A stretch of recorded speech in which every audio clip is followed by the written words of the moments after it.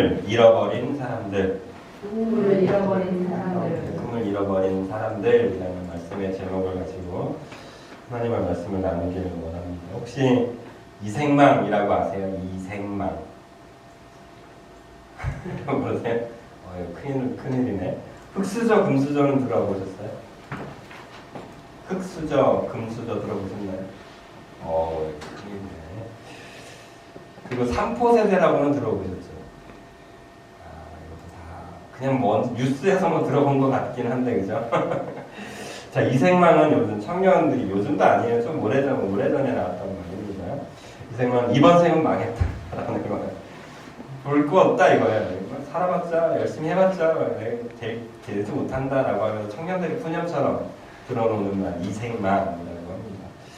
참 안타깝죠. 그리고 삼포 세대라고 하는 것은 너무나 갑갑한 현실 속에서 요즘 청년들이 포기하는 것들에 대해서 얘기하고 있는 거예요. 세 가지를 포기한대요. 첫 번째, 연애를 포기하겠다는 거예요. 또 결혼을 포기하는 거예요. 그리고 출산도 포기하는 거예요. 이 세 가지를 포기하는 세대에 있어서 3포, 이게 조금 더 확장돼요. 5포 세대라고 있는데 5포 세대는 여기에 뭐가 두 가지가 더 포함되는데 내 집 마련을 포기하겠다라고 하는 세대, 그리고 인간관계도 이제 포기하는 세대, 그리고 5포 세대라고 해요. 7포 세대가 있는데 여기 또 두 가지가 더 더해져요. 하나는 꿈과 희망. 이 이야기를 보면서 여러분 어떤 생각이 드시나요? 참 요즘 청년들 참 의지도 약해 이렇게 느끼시면 안 돼요. 그럼 꼰대가 되는 거예요. 왜 이 청년들이 요즘 시대의 이 사람들이, 학생들이 이렇게 포기하기에 급급한 인생을 살아가고 있을까? 한번 고민을 해보셔야 돼요. 왜 요즘 애들은 왜 이렇게 의지가 약해 이렇게 말하고 있는 게 아니라 왜 이 시대는 포기하는 사람들을 양산해내는 세대가 되고 말았을까 고민하셔야 된다고요. 왜요? 죄송하지만 여러분들의 세대가 지금 이 세대를 만들었거든요. 여러분들이 이 시대를 만들었다는 얘기가 아니에요. 여러분들의 세대의 관점이, 그런 생각들이 모여서 이 다음 세대에게 뭘 줬다고요? 그런 생각을 품게 만드는 문화를 남겨줬다는 얘기예요. 여러분들이 잘못했다는 게 아니고 그 시대의 잘못된 사고방식이 그렇게 영향을 주었다는 얘기예요. 그러면 저와 여러분들은 어떻게 해야 될까요? 이 세대를 바라면서 저 청년들 어떻게 그냥 가슴만 치고 있으면 될까요? 전 아니라고 생각합니다. 좀 꿈을 꿔야 된다고 생각합니다. 저와 여러분들이 이 세대의 젊은 사람들을 다 바꿀 수는 없어도 누군 바꿀 수 있어야 돼요? 내 자녀들은 바꿀 수 있어야 된다고 생각합니다. 적어도 내 이웃집에 있는 그 누군가에게는 꿈을 좀 심어주는 사람들이 되는 저와 여러분들이 되어야 된다는 생각을 해봅니다. 비전교회 오면서 처음엔 참 꿈도 컸어요. 하나님 힘든 상황이 왔으니 뭔가 하시겠지. 웬걸요. 전혀 변화가 없고 저에게 나태함만 빠지고 점점 어려움 속에 빠지고. 그런데요, 최근에 저에게 꿈이 다시 생기기 시작했어요. 그래, 나는 저 이찬수 목사님처럼 못하지. 29개 분립개척에 어떻게 난 못해. 그런데 하나는 생기기 시작했어요. 뭐냐면 내 아들은 바꿀 수 있지 않을까? 내가 가르치는 우리 주일학교 애들은 좀 뭔가 바꿀 수 있지 않을까? 이렇게 생각을 바꾸기 시작했어요. 뭐 대단한 건 못해요. 그러나 내가 할 수 있는 자리에서 내가 할 수 있는 것은 무엇일까? 라는 고민을 해봤다라는 거예요. 그러니까 제가 나태해지려고 할 때, 주눅 들려고 할 때, 포기하고 싶어질 때 아니지, 나는 할 수 있는 게 있었네 라는 생각으로 바뀌게 됐다라는 거예요. 저는 그런 의미에서 저와 여러분들이 오늘 말씀을 통해서 여러분들 또한 좀 꿈을 꾸시길 바랍니다. 이 나이에 뭘 하겠어 라고 생각하지 마십시오. 제발 그냥 이렇게 살다가 죽는 거지. 제발 그러지 마시라는 얘기예요. 하나님께서 저와 여러분들을 왜 지금까지 살려주시느냐. 사도 바울이 유라굴로라는 그 태풍을 만나죠. 그래서 배 속에서 무려 19일 동안 14일 15일 정도 동안 그 풍랑 속에서 죽느냐 사느냐라고 고민하고 있었을 때 유일하게 안식을 얻었던 한 사람이 있었어요. 누굴까요? 사도 바울이. 이 사도 바울이 그 유라굴로라는 큰 태풍 속에서도 그는 안식을 얻었는데, 평안을 얻었는데 이유는 딱 하나예요. 자신에게 사명이 있다는 걸 하나님이 알려주셨고, 하나님께서 너가 그 사명을 감당하기 전까지 너는 안전할 거라고 얘기했거든요. 저는 그 믿음을 갖고 있어요. 소장선 목사가 사명이 있는 한 저는 주님 앞에 갈 일이 없어요. 여러분들이 똑같은 믿음을 가지고 계시길 원해요. 그러면 우리는 눈을 떴다는 얘기는 뭐예요? 오늘 저와 여러분들에게 하나님의 사명이 있다는 얘기예요. 당진 비전교회라고 작은 교회라고 여러분들 사명이 없는 게 아니라니까요. 여러분들의 가정 속에서 분명히 사명이 있기 때문에 하나님께서 여러분들의 눈을 뜨게 하셨어요. 뭔가 시키고자 하시는 그 무엇이 있기 때문에. 3월은 선교의 달이에요. 선교에서는 선교라는 그 단어에는 가장 중요한 뜻이 있어요. 뭐냐면 보낸 자가 있다. 보내심을 받은 자, 보낸 자가 있다라는 뜻을 가지고 있어요. 하나님께서 저와 여러분들에게 3월달 선교의 달로 부르신 이유는 여러분들을 하나님께서 보내셨다라는 믿음을 가지길 원한다는 거죠. 하나님이 보내셨다라는 말은 또 뭔가 되는 거예요? 하나님이 책임도 지겠다라는 거죠. 이 나라가 군대를 만들었어요. 군대를 만들어서 전쟁을 치를 것 아니에요? 그럼 전쟁을 치를 군사들을 보낼 때 가서 죽어라 라고 하면서 보내나요? 그러지 않아요. 가서 이기라고 해요. 그래서 군수 물자도 해주고요. 최첨단 장비도 동원해줘요. 뭐 하라고? 싸워서 이기라고. 그럼 살아있는 군사들은 어떻게 하는 거예요? 싸우는 거예요. 그게 그들의 사명인 거예요. 저와 여러분들도 동일하다니까요. 하나님을 믿는 그 순간부터 저와 여러분들에게 뭐가 부여되냐면 사명, 미션이 부여됩니다. 그러면 그 미션이 다하기까지 저와 여러분들은 어떻게 해야 돼요? 오늘도 가야 되는 게 저와 여러분들의 숙명입니다. 이건 어쩔 수 없는 거예요. 근데 이 과정 속에서 우리 기쁘게 가는 사람이 있고 토에 깨서 가는 사람이 있어요. 어차피 가야 돼요. 그럼 어떻게 가야 됩니까? 즐겨야죠. 오늘 말씀을 통해서야 여러분들 좀 이 즐거운 이 사명들이 발견되어지시고 저 교회 문을 나서서 여러분들의 가정으로 갈 때 여러분들의 또 그 미션을 받은 그 자리로 갔을 때 어떻게 하라고요? 아 그래 오늘 하나님께서 해야 될 일을 주셨구나 기쁨으로 좀 감당하게 되시기를 예수님의 이름으로 축복드려요. 이 현대 청년들에게 있는 말 중에 또 하나가 있어요. 뭐냐면 흑수저 금수저라는 말이에요. 이 이야기는 여러분 얼마 전에 드라마에서도 나왔던 것 같은데 금수저인가요? 금수저라는 드라마가 있었던 것 같은데 뭔지 제목은 기억이 안 나는데 어쨌든 수저로 밥 한 번 먹었더니 아빠가 바뀌어요. 엄마가 바뀌는 부모가 바뀌는 놀라운 영화가 아니라 드라마였던 것 같은데 밥 한 번만 먹었을 뿐인데 인생이 자신의 부모님이 바뀌는 드라마. 왜 그런 상상을 그 지은 작가를 만들어냈을까요? 그렇게 해서라도 내 인생을 좀 바꾸고 싶다라는 표현이 아닐까 싶습니다. 내 부모는 좋은 부모가 아니어서 돈 많은 부모가 아니어서 내가 이렇게 힘들게 개고생하는데 좀 다른 인생을 좀 살아보고 싶다라는 또 다른 표출이 아닐까 싶다라는 거예요. 청년들이 요즘 세대 사람들은 이렇게 지금 나의 상황은 너무나 갑갑해라고 느끼고 있습니다. 근데 실제로 그럴까요?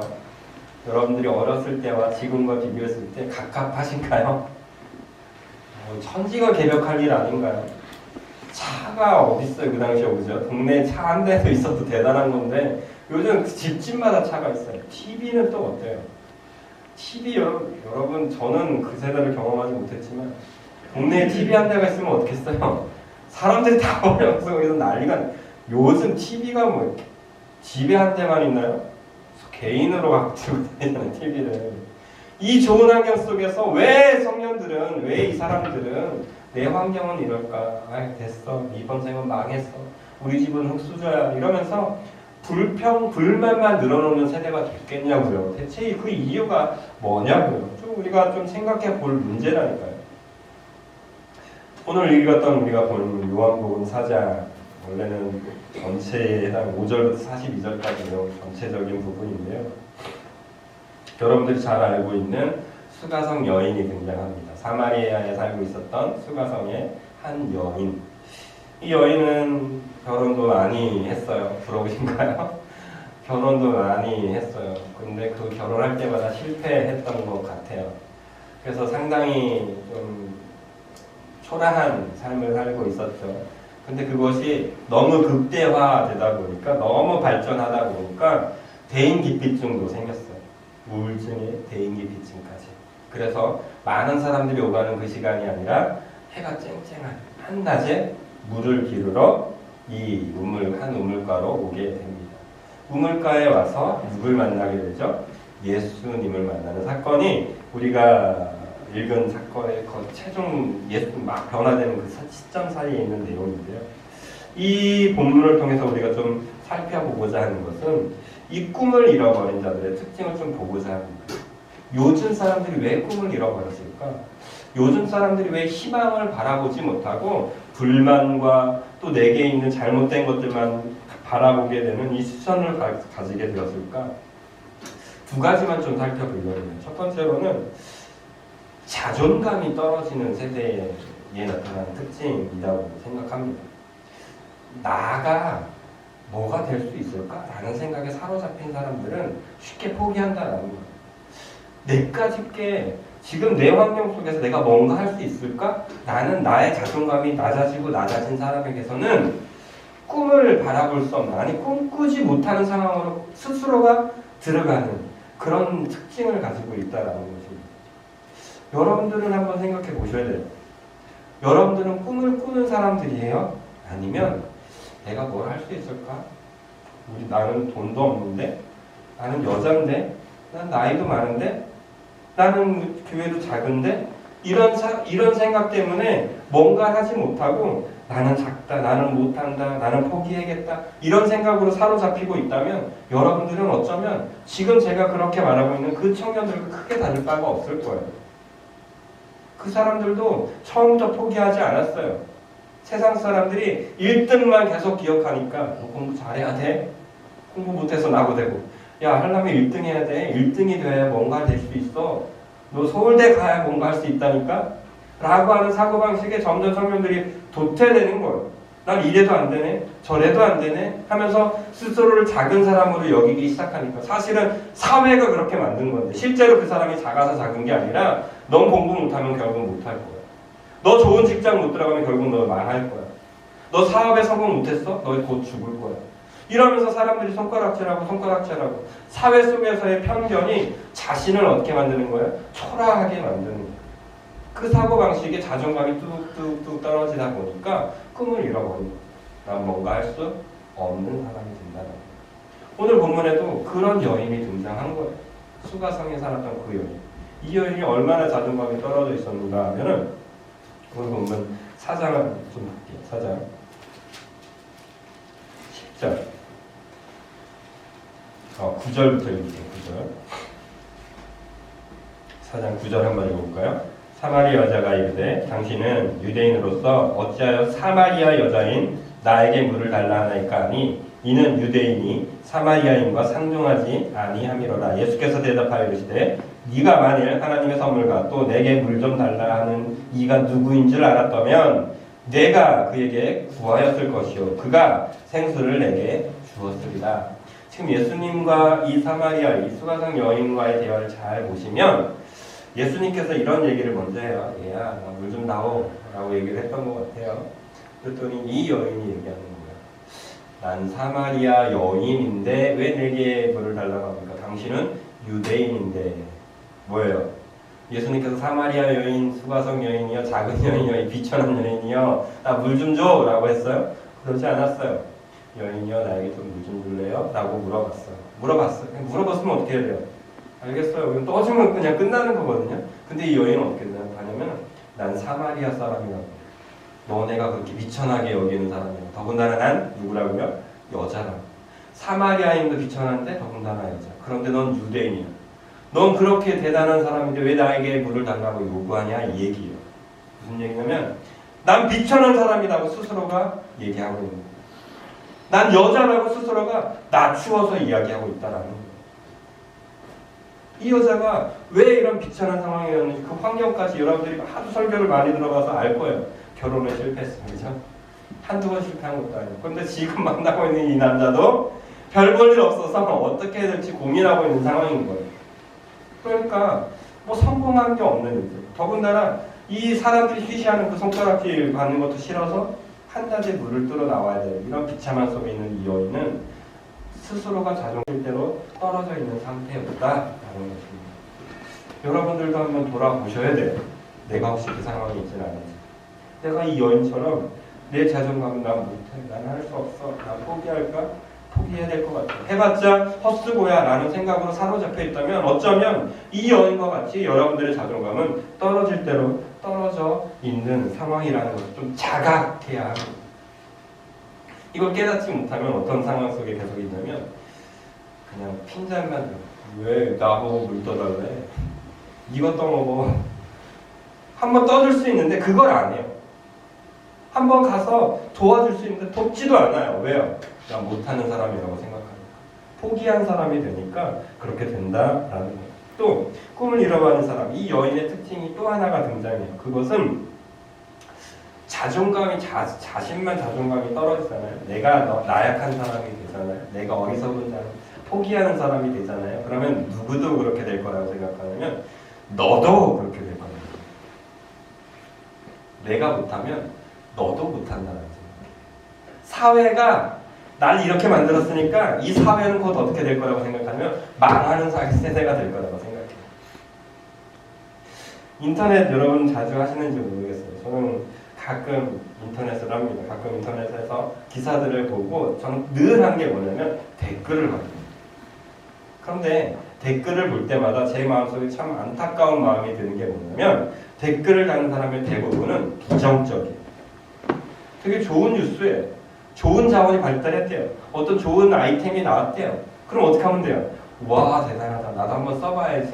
그래 저거 좋다. 저거 꼭 하면 좋겠는데 라고 하는 댓글보다 오히려 반대되는 댓글들이 많아요. 저거 사기친 거야. 저거 거짓말이야. 저거 해봤는데 다 쓸데없어. 이런 이야기들이 제 눈에 보일 때마다 참 안타까워요. 그런데 이게 비단 이 요즘 댓글 몇 명들만 쓰는 몇 명만 사용하는 그런 문화가 아니라요. 정말 많은 사람들이 잘 되는 것을 못 봐요. 내가 안 되니까 누구도 못 되길 바라면 쟤도 안 되길 바라는 거예요. 예수님과의 대화에서 이것을 우리가 한번 엿볼 수가 있게 돼요. 다시 한번 보세요. 9절. 사마리아 여자가 이르되 당신은 유대인으로서 어찌하여 사마리아 여자는 나에게 물을 달라 하나이까? 마치 예수님을 되게 높이는 것 같아요. 이는 유대인이 사마리아인과 상종하지 아니하니라. 지금 이 사마리아 여인은 예수님을 상당히 높여 부르는 것처럼 보여요. 그런데 이게 이 이후에 뭐라고 얘기가 나오는지 아세요?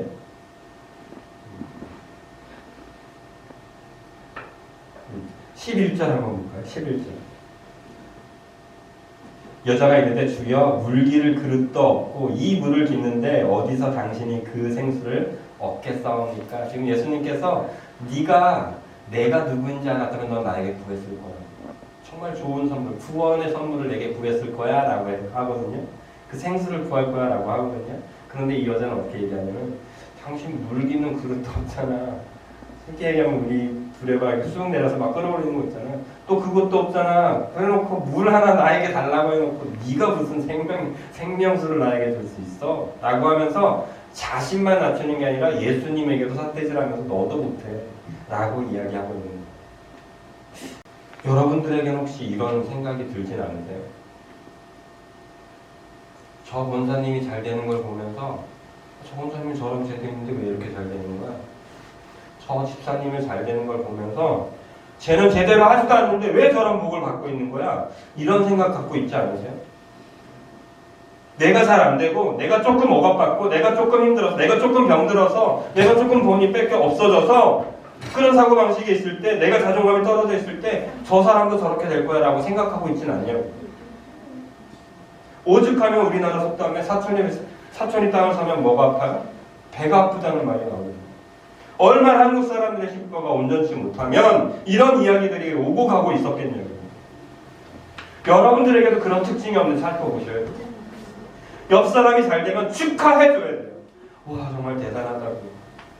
옆에 있는 누군가가 행복해하면 정말 잘했다고, 정말 축하한다고, 내가 너를 예수님의 이름 축복한다고 하면서 그 사람들에게 박수 쳐줄 수 있어야 되는 게 우리 그리스도인들인데 그리스도인들마저 어떻게 하고 있냐면 너 곧 망할 거야. 너 그렇게 살다가 점점 더 어려워질 거라고 하는 저지만 퍼붓고 있는 거죠.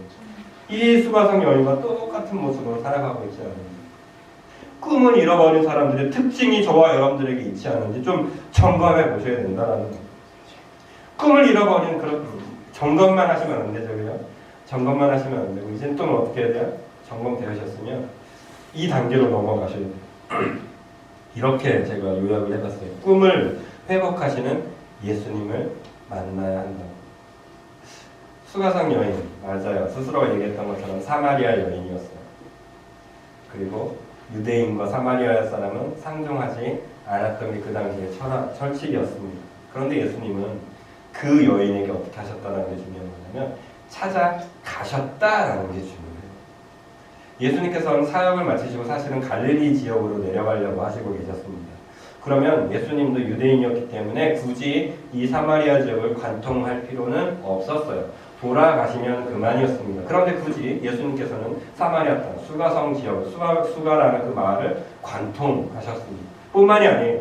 예수님의 제자들이 음식을 구하러 갔을 때 예수님은 이 여인을 만나러 특별히 대화까지 하셨다는 게 정말 중요한 거예요. 여러분들이 자존감에 무너져 있을 때, 여러분들이 이 여인처럼 내가 안 되니까 너도 안 된다라는 이 심보에, 잘못된 심보에 가득 차 있을 때조차도 예수님께서는 어떻게 하겠다라는 거예요? 찾아오고 계신다라는 정말 중요한 의미가 담겨 있습니다. 이것을 저와 여러분들에게 그대로 접목시켜서 얘기하면, 여러분 정말 대형교회에서 아름다운 찬양, 좋은 찬양, 멋진 좋은 설교들, 대단한 사람들이 나와서 하는 거 좋아요. 그런데 예수님께서 찾아가시는 것은 때로는 저와 여러분들처럼 이 자포자기하는 생각, 이 자존감이 떨어질 대로 떨어져 있는 사람들에게도 예수님께서는 어떻게 하시겠다라는 거예요? 찾아가고 계신다라는 것에 우리는 좀 집중해 볼 필요가 있다는 거예요. 그러므로 우리는 이 시간 좀 기대해야 돼요. 이 당진 비전교회 이 예배 시간, 정말 잘하는 것 없는, 좋은 것 없어 보이는 이 예배 시간, 이 장소에도 누가 찾아오실 수 있어요? 예수님은 찾아보고 계신다라는 믿음이 저와 여러분들에게 있어야만 합니다. 그래서 여러분들은 이 예배 시간에 지금 누굴 만나고 있다고 믿으셔야 되냐면 예수님을 만나고 있습니다. 소장선 목사가 지금 여러분들에게 여러분 바뀌어야 돼요 라고 얘기하고 있는 것이 아니라 예수님께서 여러분들에게 지금 네가 바뀌길 원한다라고 하시는 그 음성들이 여러분들에게 들려지고 있음을 믿으셔야 됩니다. 그 믿는 자들에게는 하나님의 음성이 살아서 움직이기 시작합니다. 이 여인이 예수님과 대화를 통해서 뭔가 다른 것을 깨닫기 시작합니다. 이 여인은 예수님을 처음엔 자신의 자존감도 떨어질 때도 떨어져 있고 또 상대도 너도 별 볼 일 없다라고 생각했던 가득했던 그 생각들이 예수님과의 몇 마디 대화를 통해서 변하기 시작해요. 변하기 시작하였고 이 여자는 이런 질문도 하게 됩니다. 내가 가만히 보니까 당신은 선지자입니다. 그런데 우리 조상들은 옛날부터 이곳에서 예배를 드렸습니다. 그런데 유대인들은 바라기를 예루살렘에서만 예배를 드려야 된다고 하더이다. 그럼 우리는 어떻게 해야 됩니까? 어떤 예배를 드려야 됩니까? 라고 이 여인의 질문이 갑자기 바뀌어요. 예수님을 만나고 예수님과 대화를 하기 시작하자 이 여인의 질문이 근본적으로 달라요. 사실 이 여인이 예수님을 제대로 알아봤다면 뭘 물어봐야 되냐면 내 남편과 계속 살아야 됩니까? 이걸 물어봐야 돼요. 지금 저 대인기피증 생겨가지고 지금 죽겠습니다. 좀 돈 많은 사람 좀 소개시켜 주시면 안 돼요, 예수님? 이렇게 말하는 게 현실적이거든요. 근데 이 여인은 갑자기 뜬금없이 예배를 소환시켜요. 예수님을 만났더니 예배가 궁금해진 거예요. 예수님을 만나서 대화를 했더니 본질적인 질문, 내가 살아나가야 될 진짜 질문을 하게 된 거예요. 저와 여러분들이 이 예배 시간에 하나님께 물어봐야 될 것이 있다면 하나님 저 로또 사야 돼요? 이 질문이 아니에요. 하나님 제 남편 더 사랑해야 돼요? 이 질문이 아니에요. 하나님 저 돈 벌려면 이 직장 나가야 돼요? 이 질문이 아니라 뭐를 물어봐야 되는 거예요? 제대로 만난 예수님은, 제대로 예수님을 만나면 주님 제가 지금 이 예배를 잘 드리고 있습니까? 우리 당진 비전교회 예배가 정말 온전히 하나님께 올려드리고 있나요? 예배에 대한 질문으로 바뀌셔야 됩니다. 예수님을 만난 사람은 이 여인처럼 예배의 질문을 갖기 시작하는 거예요. 예배에 관심을 가지십시오. 여러분들이 주일날 예배를 통해서 하나님의 마음을 얻으셨습니까? 예배에 좀 관심을 가지세요. 여러분들의 삶의 현장으로 가셨어도 예배에 좀 관심을 가지세요. 그냥 오늘 어떻게 먹고 살까? 이 고민, 이 여인이 처음에 가졌던 그 고민 때문에 여러분들 자존감 뚝뚝 떨어지고 남까지 못한다고 생각하지 마시고 여러분들이 예수님을 만났다면 이제 질문을 좀 바꾸세요. 어떤 질문으로? 어떻게 하면 예배를 잘 드리는 게 옳을까요? 어떻게 하면 내가 정말 예배자다운 삶을 살아갈 수 있을까요? 이 질문으로 저와 여러분들이 바뀌게 되시기를 예수님의 이름으로 축복드립니다. 아니, 바뀌실 거예요. 예수님을 만났다면. 바뀌는 게 당연한 거예요. 그게 예수님을 만난 사람들의 특징이랍니다. 자, 이 여인이 질문도 바뀌었어. 예수님을 만나고 꿈을 잃어버렸던 사람들의 특징에서 이제 꿈을 꿈꾸기 시작한 사람으로 슬슬 바뀌기 시작해요. 그러자 꿈이 생기기 시작하니까 이 여인에게 갑자기 뭐가 생기기 시작하셨는지 아세요? 뜬금없이 용기가 생겨요. 사람들을 찾아 나가기 시작하는 거예요. 예배에 대한 질문이 해결되니까, 예배가 회복되니까, 예배에 대한 질문을 하나님께서 정확하게 알려주시니까 이 여인이 갑자기 용기가 생겨서 사람들을 찾아 나가요. 그리고 마을 사람들에게 외치죠. 얘들아 와봐. 여기 대단한 그리스도 구원자가 나타났어. 이 사람이 그 사람 같아. 한번 와봐. 라고 하는 용기가 생깁니다. 사람들을 피하는 것이 아니라 사람들을 찾아 나서는 것. 꿈을 가진 사람들의 특징이 뭔지 아시죠? 앞뒤 재지를 않아요. 내가 그동안 잘했다 못했다는 전혀 상관없어요. 이 여인은 바뀐 게 없거든요. 여전히 결혼에 실패한 여인이에요. 그런데 이전의 삶이 아니라 앞뒤를 재지 않고 사람들을 찾아 나서는 용기가 툭툭툭 튀어나와요. 예배에 대한 갈망이 회복되어지고 예수님을 만나서 대화를 하기 시작했더니 이런 말도 안 되는 일들을 해내기 시작한 거예요. 저는 여러분들에게 이 마음으로 이 예수님을 만난 사람들이라면 예수님의 마음을 품고 제가 여러분들에게 선포합니다. 여러분, 할 수 없는 것들을 바라보지 마십시오. 여러분, 할 수 있는 것들을 용기 있게 헤쳐나가십시오. 이 남편 또 사랑해야 돼? 할 수 있을 만큼 가서 자신 있게 행동하십시오. 내가 지금 이 모양 이 꼴인데 나 돈도 없는데 내가 대체 뭘 그 사람들에게 도와줄 수 있다는 거야? 이런 생각들은 내려놓으시고 예수님 앞에 어떻게 해요? 예배를 질문하시고 예배가 회복되셨다면 이제는 자신 있게 용기 있게 저 세상을 향해서 여러분들의 입술을 향해서 한 걸음 한 걸음 떼십시오. 그 한 걸음 한 걸음 떼시면 놀라운 일이 갑자기 생깁니다. 사람들이 그 여인의 말을 듣기 시작했다라고. 이게 저는 은혜라고 믿어요. 이 여인은 정말 변한 게 없거든요. 하루아침에 갑자기 그 사람들에게 나타나거든요. 그 전까지만 해도 사람들을 피했거든요. 근데 그 여인이 갑자기 사람들 앞에 나서서 얘들아 모여봐 했더니 사람들이 이 여인의 말을 들어요. 이게 놀랍지 않으신가요? 와, 저는 이 말씀을 보면서 전율을 느꼈어요. 세상 사람들은 저를 몰라요. 제게 이런 믿음이 생긴 거예요. 세상 사람들은 당진 사람들은 저를 몰라요. 그런데 제가 예배가 회복되잖아요. 제가 예배에 대한 질문을 하나님께 응답받잖아요. 그리고 제가 저 문을 나서서 예수의 이름을 하나님이 구원자 되십니다 라고 그냥 선포만 하잖아요. 그럼 내게 능력이 있어서가 아니라 내게 능력 주시는 그 하나님 때문에 사람들이 어떻게 될 거라냐면 예수님 앞으로 몰려드는 은혜가 있다는 거예요. 이게 정말 큰 은혜라고 저는 믿어요. 사랑하는 당진 비전교회 성도 여러분, 어쩌면 저와 여러분들은 여전히 수가성 여인의 그 비참한 모습을 가지고 있을 거예요. 어쩌면 실패자의 모습으로 어쩌면 내일도 살아갈 수 있을지도 모릅니다. 그런데 기억하십시오. 예수님을 만난 저와요. 특별히 이 자리에 예수님이 거하시고 이 자리에서 여러분들에게 예배자로서의 삶을 허락하셨다면 여러분들은 이제 어떻게 해야 되냐면 그냥 어떻게 하느냐, 이 여인처럼 나서 보면 됩니다. 걸어가 보십시오. 남편 앞에 가보십시오. 이웃 앞에 나가보십시오. 그리고 거기서 누굴 전하세요? 나 변했어가 아니에요. 예수님이란 분이 있는데 대단한 분이야. 예수님을 소개하십시오. 예수님을 소개하시면 저절로 그 사람들이 하나님 앞에 나오는 은혜가 생깁니다. 42절 보십시오.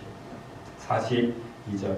그 여자가 말하되 이제 우리가 믿는 것은 네 말로 인함이 아니니 이는 우리가 친히 듣고 그가 참으로 세상의 구주신 줄 압니다. 거기 모인 사람들이 얘기하는 거예요.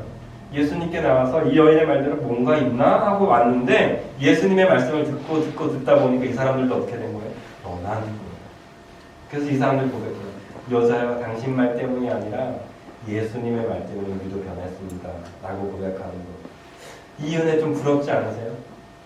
여러분들의 이웃이 여러분들에게 와, 당신 말대로 내가 예수님 믿어봤더니 예수님 대단한 분이던데요. 이런 고백 듣고 싶지 않으세요? 이런 기대 들지 않으세요? 그런 꿈을 좀 꿔봐야 되지 않을까요?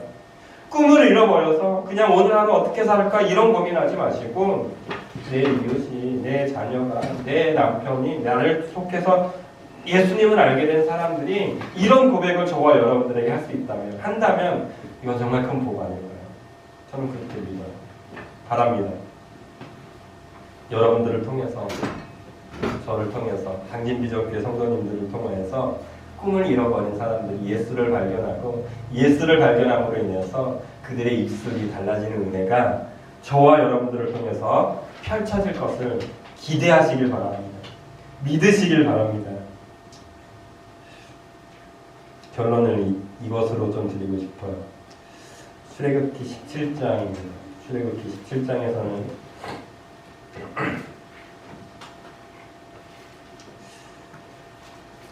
이스라엘 백성이 모세와 함께 광야로 나오게 되죠. 광야로 나왔을 때 미림이라는 그 지역에서 모세에게 또 원망하게 됩니다. 이게 먹을 것 없어, 물 없어. 이 얘기를 이제 정말 지겹도록 들었던 모세. 지겹도록 듣다가 모세가 이제 하나님께 얘기하는 거예요. 하나님, 또 물이 없다고 원망하네요. 어찌하면 좋겠습니까? 라고 모세가 4절에서 얘기해요.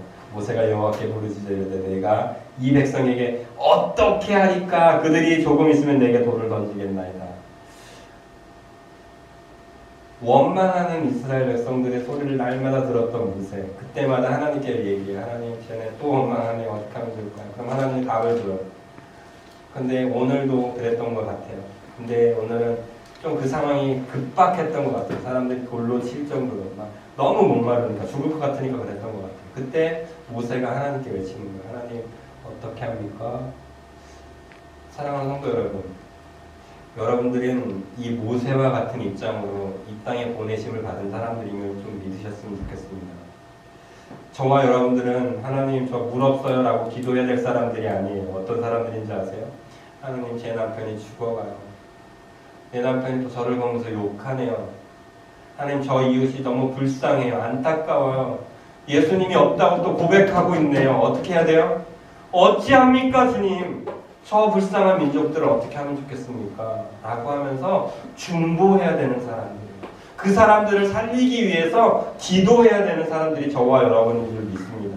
예수님께서 왜 수가성 여인으로 찾아가셨다고요? 그를 살리려고. 왜 저와 여러분들을 예수님의 십자가에서 여러분들을 살리셨다고요? 여러분만 살리려고 한 게 아니에요. 여러분들을 통해서 이스라엘 백성들을 구원하려고, 당진 사람들을 구원하려고, 여러분들의 가족을 구원하려고 예수님께서는 저와 여러분을 살리셨습니다. 이 사실을 믿으신다면 이제는 믿음으로 좀 나아가시고 패배의식, 꿈을 잃어버린 사람들의 모습에서 꿈을 꾸기 시작하는 사람들이 되십시오. 꿈을 꾸면 움직이게 되고, 움직이면 하나님께서는 어떻게 해요? 하나님의 일들을 해내실 것이라고 믿습니다. 여러분들에게 찬양을 알려드렸어요. 수많은 무리들 줄지어 좀 많이 들어보시라고. 가사는 이제 수많은 무리들 줄지어 그분을 위해, 그분을 보기 위해 따르네. 평범한 목소리신 그분 앞에 모든 무릎이 꿇어 경배하네. 모든 문제들 하나하나 죽음까지도 힘을 잃고 생명의 근원 되신 예수 이름 앞에 모든 권세들 굴복하네 라고 하고 있는 이 가사.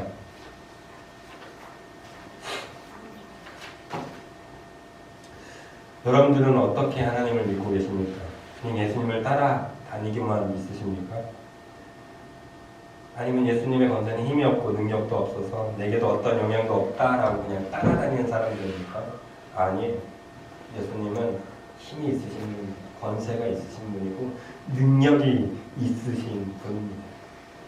그 능력 많으신 주님 앞에 우리가 좀 굴복해야 돼요. 엎드려야 돼요. 이 정도면 됐지가 아니라 더 나아지십시오. 더 굴복하십시오. 그런 자들에게는 예수 이름 앞에 나오는 자들에게는 뭐가 있다라고 2000년 고백해요. 복이 있어요. 그 복이 뭘까요? 생명을 구원하는 이라고 있습니다. 생명을 구원하는 그 복들을 누리시는 저와 여러분들이 되길 원하면서 2차는